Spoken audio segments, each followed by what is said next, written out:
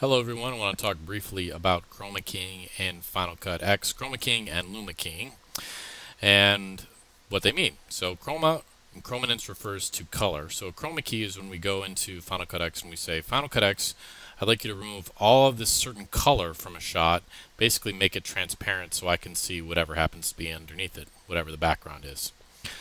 So it's important to have any clips that you're chroma or luma keying as connected clips, and then you can, because this, in our case, the green will be transparent, and whatever is transparent will reveal the layer underneath. Otherwise, it'll just show up as black since there's nothing under there. So chroma key is all about color, and you might have seen blue screens, green screens, that kind of thing. We tend to go with green screens because we're trying to pick a color that is not likely to show up in people or their clothing. And blue screens work okay, but you know, blue eyes and people wear a lot of blue clothing, it's not as good. You want a color that's really different from any color that you would find in your subjects in the parts that you don't want keyed out. So that's why we tend to go with a green like this. Nobody's eyes look like this. Typically, you know, not hair, clothing. This is a really odd color, so it works pretty well for that. Luma keying is about luminance and brightness. So Luma keying is about eliminating all the dark portions or the light portions or anything that's the same, basically like color or brightness tone. So typically what we do with the Luma key is we eliminate the black and we can leave whatever is not black behind.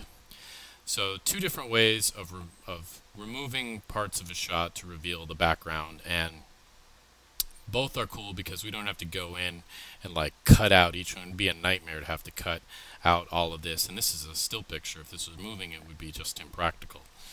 So keying allows us to quickly remove a background, replace it with something else, and I don't know if you can tell or not, but movies and TV have gotten so good at it that we can't even really tell when they're keying anymore. It used to be pretty obvious, but now it's so subtle that you can't tell.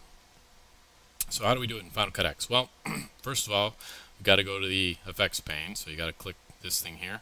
And then there's only these two types of keys. Oops, and you can see as I scroll over, it demonstrates what they would look like. And so if we're doing chroma key, if we're keying out a color, we want to just grab keyer and drop that in.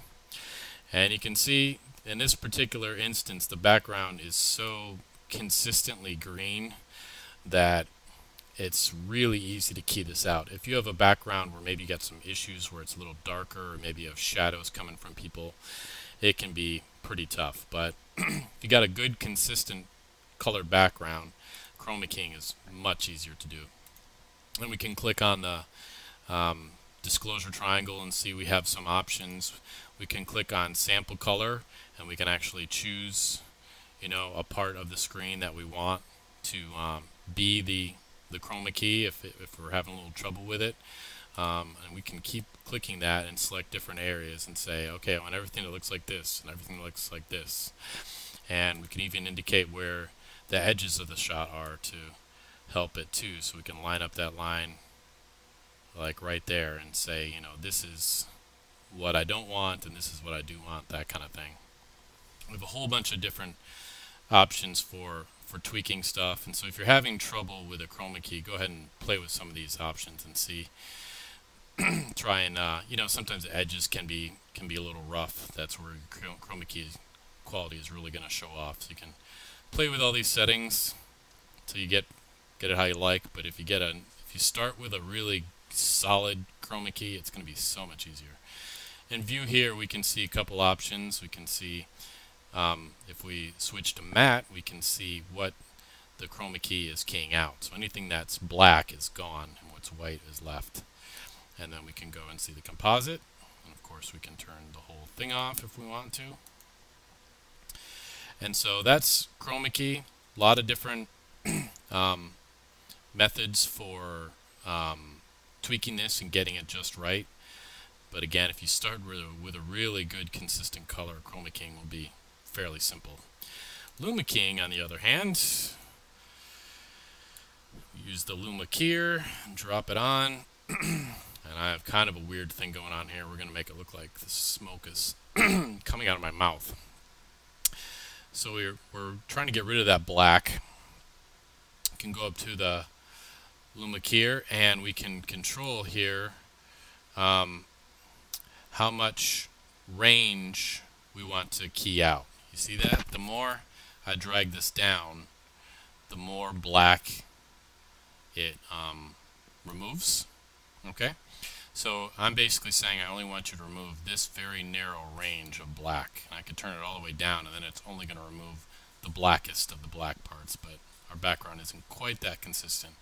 So we can tweak this until we get it where we want it. And again, like the chroma key, we can go and see just, this makes it a little easier to see exactly what's being cut out. I'm trying to find some happy medium where it's removing it, but not removing too much of the cloud. We can go back to composite. And again, with this, we can invert and have the opposite if we want, which could be handy.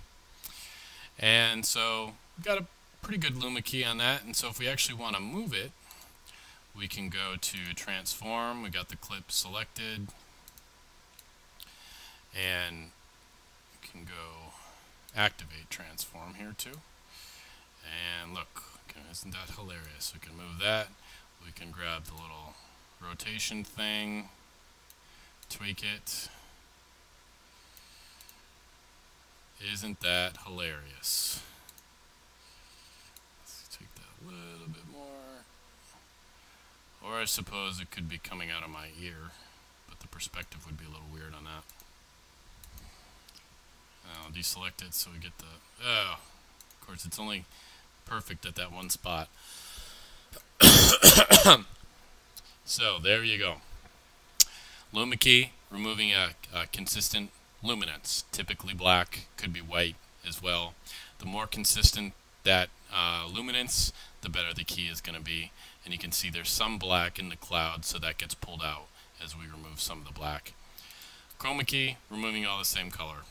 And the more consistent the color that we want to remove, the easier it will be to get a good chroma key effect. Okay, so just a quick introduction.